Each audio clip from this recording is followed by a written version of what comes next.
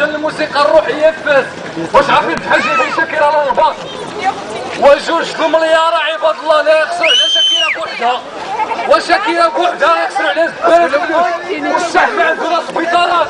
ما عندنا واد الحار ما كاين لا مدارس ما كايناش الخدمه لعباد الله ولولاد الشعب مخير في هاد الشباب اللي كتشوفوا قاري التاعيه